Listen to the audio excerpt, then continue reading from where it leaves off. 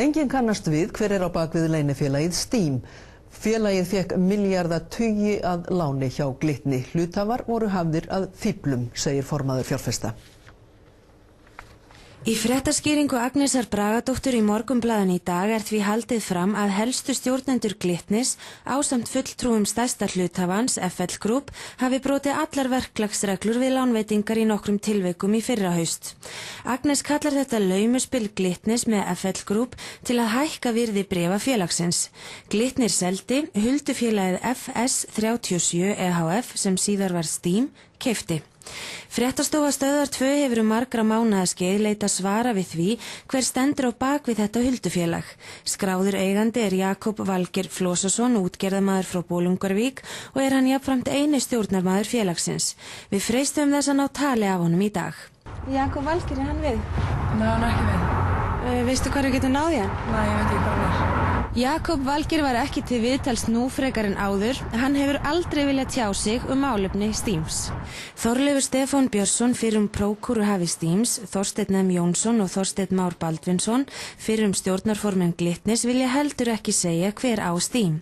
Agnes fullyrðir í fréttaskýringu sinni að eigendur Steam séu Jón Ásgeir Jóhannesson og Hannes Márásson.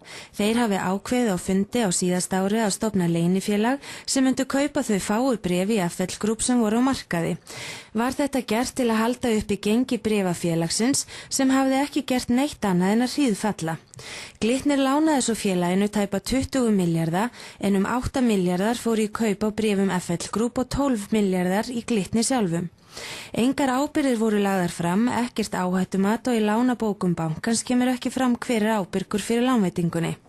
Í yfirlýsingu frá Jóni Ásgeiri segir hann að tóma þvælu að hann hafi stofnað til Steams EHF.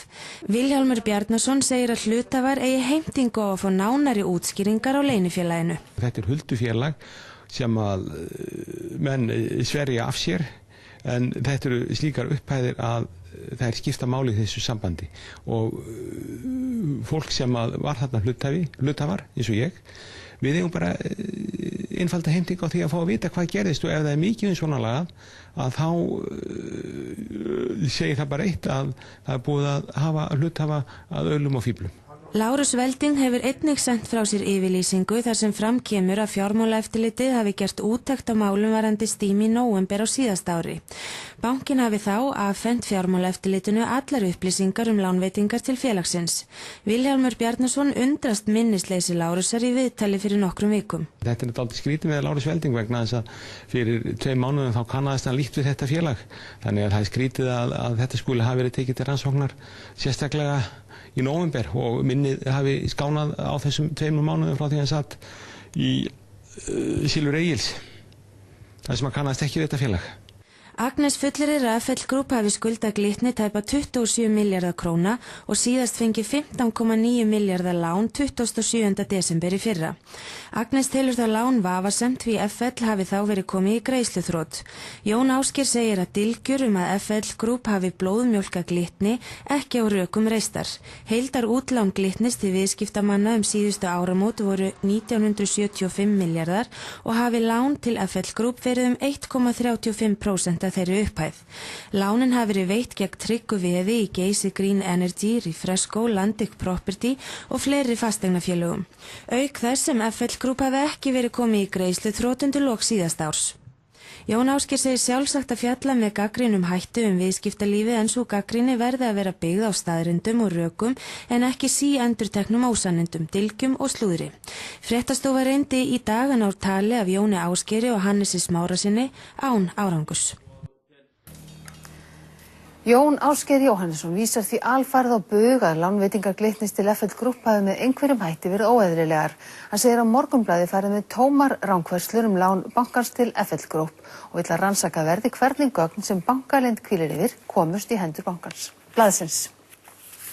Morgunblaðið segir að FL Group ásamt helstu stjórnendur Glitnis hafi brotið allar verklagsreglur við lánveitingar í nokkrum tilvikum í fyrrahaust. Lánveitingar upp á 20 milljarða hafi verið ákveðnar af örfáum mönnum án þess að áhættumat væri fram eða þar væri fjallað í lánveitingarnefnd bankans. Þetta er mjög alvarlegar ásakanir og í raun ótrúlega að sé farið fram með þessum hætti á þess að spurja hvort í raun hafi hlutinu verið með þessum hætti. eins og hefur komið fram í yfirlýsingu sem ég sendi frá mér.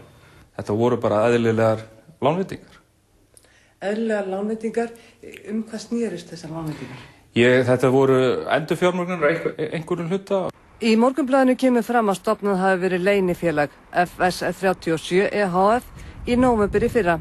Þeir Jón Ásgeir Jóhannesson og Hannes Márásson voru stofnendur og fengu þriðja mann Jakob Valgeir Flosason til að ljá félaginu nafn sitt. En hverjir vissu að tilvist þessa félags? Ég stofnaði ekki það félag. Það eru bara algjörlega rangt að segja að ég hafi stofnað það félag eða komið einhvers staðar þar nærri. Þetta er fullyrt í Morgunblaðinu og er bara hreinlega rangt. Það er líka fullyrt að FS37 sem síðar varði Steam hafi eingöngu verið stofnað til þess að halda uppi verði á hlutabréfum í EFL Group. Þú verður bara að tala við þá sem áttu þetta félag, á hverju þeir keyptu þessar eignir. En hver eru tengsl þín við Jakob Valgeir Flosason? Engin. Þekkirðu það mann ekki? Nei, ég þekki hann ekki neitt. Jón Ásgeir segir ekki standi steinn yfir steini í Morgunblaðsgreininni. Þar sé öllu snúið á hvolf. En hvað ætlar hann að gera? Ætlar hann að höfða mál á hendur blaðinu? Auðvitað þarf bankinn að rannsaka hvernig komast gögn sem eru hvílu við bankaleynd í hendur blaðsins. Það er eitt. Og síðan náttúrulega þessar rangfærslur sem í greininni náttúrulega til þess að ég mun skoða mína stöðu.